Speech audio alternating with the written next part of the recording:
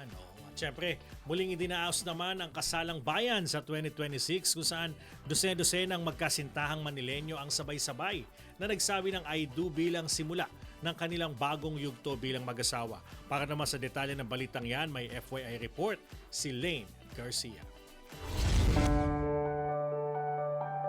Isang makabuluhang yugto ng pag-ibig at pangako ang muling nasaksihan sa Kasalang Bayan 2026. Dose-dosenang magkasintahang Manilenyo ang sabay-sabay nagpalitan ng sumpaan sa makasaysayang Mehan Garden sa Maynila. Kilala bilang isa sa mga pinakamatandang pampublikong hardin sa bansa. Nagsisilbing natatanging simbolo ang lugar ng pag-asa at bagong simula para sa mga ikinasal. Ang programang Kasalang Bayan ay isa sa mga serbisyong inilunsad ng lokal na pamahalaan sa pangunguna ni Manila Mayor Isko Moreno Dumagoso upang mabigyan ng pagkakataon ang mga magkasintahang gawing legal ang kanilang pagsasama nang hindi nangangailangan ng malaking gastusin. Bukod sa pagbibigay ng libreng seremonya, layunin din itong palakasin ang pundasyon ng bawat pamilya at hikayatin ang responsableng pagsisimula ng buhay may asawa. Higit pa sa simpleng kasalan, nagsisilbi rin itong pagdiriwang ng pagmamahalan, pagkakapantay-pantay at malasakit ng pamahalaang lokal sa kapakanan ng mga residente. Para sa mga maraming mag-asawa, ang araw na ito ang katuparan ng matagal ng pangarap na makapag-isang dibdib sa harap ng kanilang mga mahal sa buhay. Sa bawat palitan ng I do at bawat lagda sa marriage certificate, nabubuo hindi lamang ang isang legal na pagsasama kundi isang pangakong haharapin ang habang buhay ng magkasama. Ang Kasalang Bayan 2026 ay nagpapatunay na ang tunay na pag-ibig ay hindi nasusukat sa engrandeng handaan kundi sa tapat na pangako ng habang buhay na pagsasama.